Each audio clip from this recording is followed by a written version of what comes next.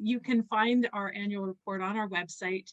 If you go to kootenaiconservation.ca and then under resources and KCP resources, there's all our annual reports there. So it's a summary of what I'll be going over. And as Derek mentioned, it goes from April 2020 to March 21st. So we're talking about the fiscal year ahead of this one. And I want to acknowledge a big thank you from the KCP team to the board of directors over the past year, and it's their dedication to steering the KCP ship with Derek at the helm and all the board that is so appreciated and helps keep moving us in the right direction. A big thank you to all of you. And of course, I also want to give a huge, enormous thank you to the KCP team, without whom this work couldn't have occurred. So Marcy is the stewardship and Kootenai Connect manager and brings such an extensive background in conservation and expertise to the program. And Nicole Trigg, the communications manager, again, extensive background and expertise in communications. They're truly outstanding, excellent, and amazing professionals, and generally all around wonderful human beings. And I also want to extend my huge appreciation to Kendall, who just joined the team in this year. So she's not part of the 2020-21 projects, but certainly has been an enormous help since she started on KCP. And so you can use your reactions buttons there if you'd like to give a big round of applause to the KCP team and the KCP board. So I'll just do a high-level overview of KCP and what we've done this last year, and a reminder of our mandate, which is to coordinate and facilitate conservation efforts on private land and to generate the support and resources needed to maintain this effort. And we do this in 4 ways: through securement, stewardship, capacity building, and serving as a network. So I'll describe our activities under those 4 categories. So the first is increasing the effectiveness, collaboration, and coordination of private land securement.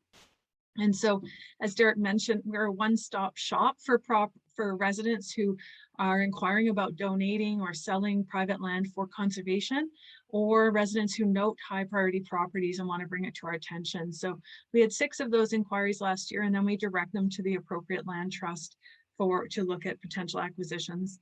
And we also rank properties, so there's sort of an apples to apples approach with which properties are really high priority for conservation, and then we can determine the most strategic place to put the energy and resources for property acquisition. And local land trust acquired 2 of these properties last year. So the Nature Trust of BC acquired Rixon Creek outside of Nelson, which is part of the Marsden complex, and that was a donation. It's a 98-hectare property that has a really intact riparian corridor, providing habitat for rainbow trout, as well as a mix of coniferous tree species and ungulate winter range for mule deer, and a variety of habitat for other wildlife. And then the Cottonwood Lake Preservation Society formed as a public awareness and crowdfunding for land acquisition in the upland portion around Cottonwood Lake outside of Nelson. And so that their work in acquiring this land, they'll be transferring it to a land trust in the future. And it is a property of really strong local significance to Nelson residents and others. So the second goal is increasing the effectiveness and coordination of stewardship activities taking place on private lands. And so we have our East and West Kootenai Stewardship Committee. So we met each last year virtually again, and also did our virtual spring tour, which was unfortunate not to meet in person, but I think we're all adapting to that as best we can. And our spring tour showcased local conservation fund projects in the region. So we were able to kind of do a tour through the Columbia Valley and Kootenai Lake, highlighting those projects. And we did host our 6th Conservation Action Forum. So we've divided the Kootenays into these 14 conservation neighborhoods. And the goals of this forum is to bring together knowledge holders and local organizations to identify shared priorities for action in a region. And the forums are built on integrating knowledge, scientific and Indigenous knowledge, analyzing values and threats, and prioritizing actions to inform conservation action plans and inspire collaborations. So the Golden Forum had 30 participants from diverse perspectives and organizations, and came up with 5 recommendations that were high priority for action for participants. And those can all be found in the document online. And we also track these actions from past forums and are really delighted to report that 91% of actions that have been identified and developed in the action forums are being worked on or completed. Another activity under stewardship is promoting a coordinated approach to landowner outreach for conservation, and that's through the Stewardship Solutions Toolkit. So this is a hub or directory of organizations that have tools, resources, incentives, and information to promote private land stewardship. And the hub was utilized by 863 people last year. So I encourage you to check it out on our website if you haven't seen it already. And because we were all going online, we worked with organizations who were interested in making a video about their key messaging or their organization or what they're doing. And then we featured those in a For the Love of the Kootenai's daily video series. So participants would sign up and receive one of these videos through the days of February. And those are all found on our website too. So I encourage you to check those out. They're tucked under the Stewardship Solutions Toolkit. And we learned how to better move the Stewardship Solutions Initiative forward with a briefing note from Emily Nelson, who used to do landowner outreach with the Land Conservancy. So she looked at opportunities and considerations for promoting private land owner engagement through stewardship agreements and other tools. And this has been presented to our stewardship committees, and we're still kind of wrangling with how to best move this forward. Another goal under stewardship is to foster a landscape approach to conserve biodiversity, wildlife corridors, and ecological connectivity. And these corridors were identified by Michael Proctor, who utilized his grizzly bear data from over 20 years and then overlaid movement corridors and riparian habitats. And then the results are these high priority regions identified in black circles. And then this research has been summarized by Michael and also Marcy Marr, who've been working on this and developed this incredible report, which describes these corridors and this approach and what's been going on there. And then 4 of these corridors are the focus of the Environment and Climate Change Canada grant for species at risk on the ground. And these are the Bonanza corridor between Summit and Slocan Lake, Columbia Wetlands, Wycliffe, and Creston Valley. So it's a 4-year grant and project that aims to enhance, restore, and manage important valley bottom habitats to support the recovery of 31 species at risk and 35 species of concern. And there are a lot of partners on this project and contractors in all of these sub-projects making this happen. And the diversity of projects is amazing, from enhancing, I see Marc Andre's online, enhancing the northern leopard frog habitat. There's grassland and wetland restoration, landscape designs for habitat connectivity, enhancing bat roosting habitat, protecting heron rookeries, increasing basking logs for turtles, identifying ecological corridors, and assessing climate resilience in terms of corridors and refugia.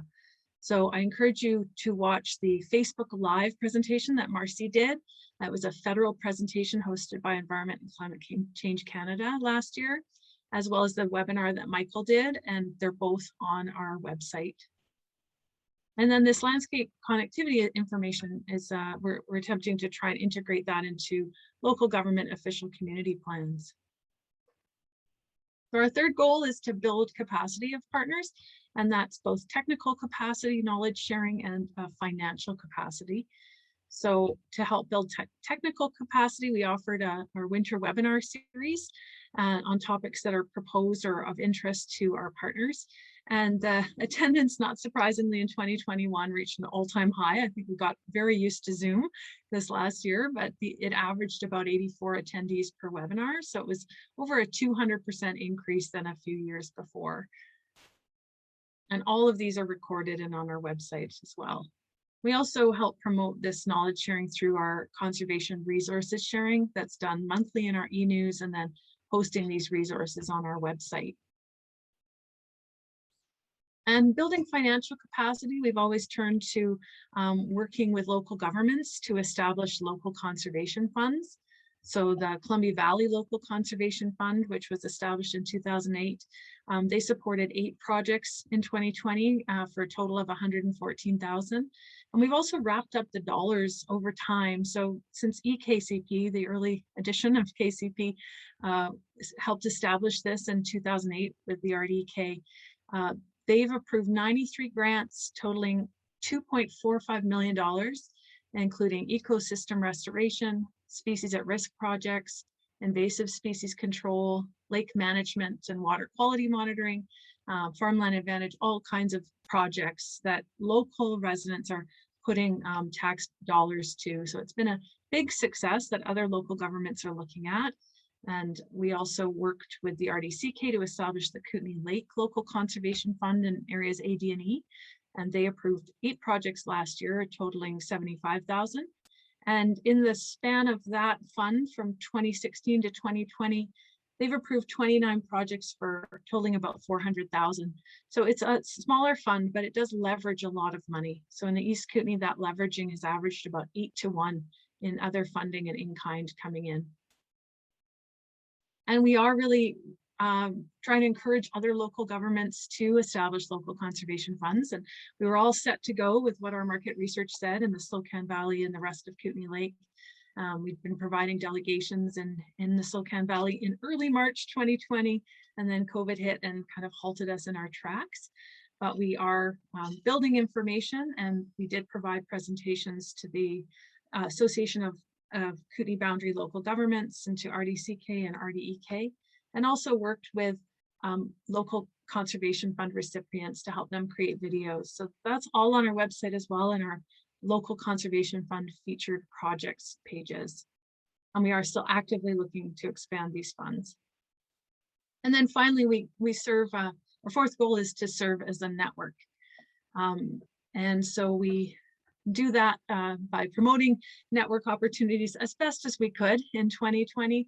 The fall gathering was virtual, and we hosted mini tours. There's one of Norm's amazing photos with the drones in that Yakanuki wetlands. So these mini tours allowed a small number of people local to where they lived and physically distanced. And the theme last year, conservation in a time of uncertainty, which as Derek mentioned, we still seem to be in, unfortunately. We also serve as a network through our communications. So our e-newsletter is a hub both to and from our partners every year. And we have this amazing monthly e-news, also host a Facebook page, YouTube, and just have increasing subscribers every year to get this information shared. And our nod to our conservation leaders last year, Marlene Machmer and Penny O'Hangenian, who are just mentors and these amazing biologists in their field, helping promote and support species at risk recovery in our region. And Derek already mentioned we undertook an external program review. So it was just a check-in. How are we doing? What could we be doing better? What's working? And the feedback was generally really positive, suggesting that partners feel we are working towards all our priorities and contributing to our outcomes. The key recommendations that we're following up with is to foster more involvement with Indigenous communities, which we're well aware of, and looking how to navigate that, recognizing the limited capacity of some partner organizations to participate, and then how to utilize a rubric for approaching our measuring our program success. So we do want to thank all of our supporters and sponsors and funders who, without their contribution, we wouldn't be able to have KCP and do all the activities that we do. So we sincerely appreciate their contribution.